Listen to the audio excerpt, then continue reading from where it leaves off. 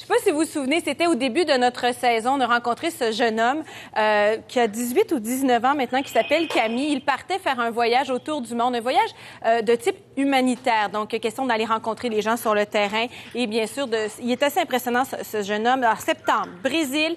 Il est allé faire des travaux humanitaires. En novembre, il était en Tunisie. Il est allé, entre autres, voir une conférence sur le leadership. En décembre, en Afrique du Sud, c'est là où il s'est retrouvé avec sa famille et il est allé aider, je me souviens, dans un orphelinat pour aller donner des cadeaux aux enfants qui étaient dans les orphelinats là-bas. Ensuite, en janvier, on lui a parlé. Il était en Inde. Il est toujours en Inde et il a voyagé donc avec son papa. Mais ça fait quand même, on est rendu, mine de rien, mi-mai. Camille, comment vas-tu? Ça va très bien, Saskia. C'est vrai que ça fait un bout que je suis parti. Toi, ça va comment? Bien, ça va super bien, Camille. Moi, je peux pas dire que j'ai vécu ce que tu as vécu au cours des derniers mois. Ce qu'on a su, évidemment, c'est que tu étais avec ton papa pendant quelques temps. Vous vous êtes promené en Inde. Maintenant, tu as fait une retraite. Alors, pour nous, les Occidentaux, c'est toujours assez étonnant et impressionnant. Qu'est-ce que c'est comme type de retraite que tu as fait?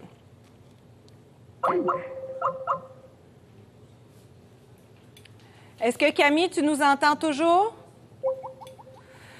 Bon, ben malheureusement, on a perdu Camille. C'est vraiment dommage. On voit. Est-ce qu'on peut quand même montrer quelques photos que nous avons de son site? Alors, ce sont des photos qu'on a prises sur le site de Camille, donc des photos en Inde où il est allé faire des rencontres extraordinaires. Évidemment, on voit les paysages qui sont magnifiques.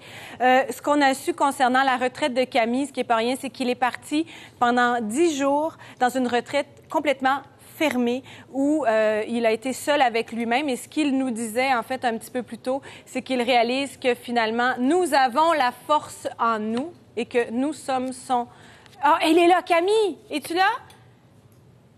Eh ben non. Et que de joie. Saskia? Oh, Camille! Ouais. Alléluia! Comment vas-tu? Ça va très bien. Donc, okay. Comme je disais, oui. Pour être très rapide, oui.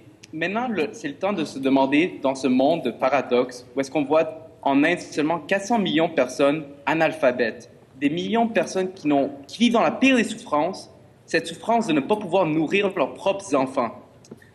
Donc, c'est le moment de regarder nos valeurs et quelles valeurs on veut pour fonder notre nouvelle société. Donc, justement, c'était un moment spirituel pour regarder non pas ce que je veux, mais ce que moi je peux apporter. Et voilà, c'était ça. C'est très beau, Camille. Alors, tu penses que si on s'y met tous un petit peu, on peut changer les choses? Crois-tu vraiment que c'est possible? Par exemple, moi, je travaille avec une fondation qui aide plus de 5 millions de personnes chaque jour, de programmes d'éducation jusqu'à des programmes de nutrition. Et c'est des fondations comme ça qui m'inspirent à lutter pour un modèle, justement, oui, Saskia, où chacun se considère partie d'un écosystème global, où est-ce que les relations entre les humains, entre les cultures, entre la Terre même, c'est une relation symbiotique, parce que ce qui nous affecte, un va affecter l'autre à l'autre bout du monde. C'est ça qu'il faut qu'on réalise, que l'on vit tous ensemble sur une même planète. Dis-moi, Camille, pendant ta retraite fermée de 10 jours, qu'est-ce qui ressort de ça lorsque tu es sortie justement de ta retraite de retour sur la terre ferme? Qu'est-ce que tu as trouvé? Par exemple, j'ai entendu que vous allez parler d'anxiété chez les enfants. Oui. Ça, c'est une question essentielle parce qu'aujourd'hui, en fait, les plus grands problèmes de développement devront être luttés pour dans les pays développés. Parce que c'est là que la mentalité a dérapé. C'est là où est-ce qu'on a créé un besoin dans la société. Et là, on vit avec un désir, un besoin insatiable. On veut accumuler, on veut être reconnu, on veut une richesse matérielle. Donc, c'est le temps de se séparer de ça. C'est le temps de voir les valeurs autres que nous-mêmes et de regarder le monde, la beauté inhérente dans le monde autour de nous et comment on peut aider à l'améliorer. C'est ça qui est ressorti. Comment aller au-dessus de soi-même pour regarder qu'est-ce qu'on peut apporter de valeur aux autres. Merci beaucoup, Camille. On prend bonne note. Alors, ce n'est pas ce qu'on veut, mais ce qu'on peut faire pour changer. C'est ce qu'on doit retenir? Exactement. On connaît les problèmes maintenant. On regarde le système politique et économique et on voit qu'il exploite la majorité de la population au profit d'une élite.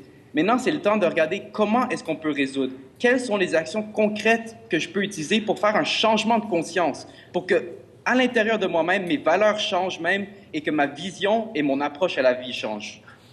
Bon, mais Camille, prends bien soin de toi. On garde ça en tête, bien sûr. C'est un long processus, mais je pense qu'à force de rencontrer des gens comme toi, on va peut-être y arriver. Camille, après l'Inde, tu t'en vas en Afrique du Sud, c'est bien ça? Je m'en vais en Afrique du Sud plus tard cet été pour travailler sur un projet d'agriculture biologique, mais avant ça, j'irai en Thaïlande. En Thaïlande, parfait.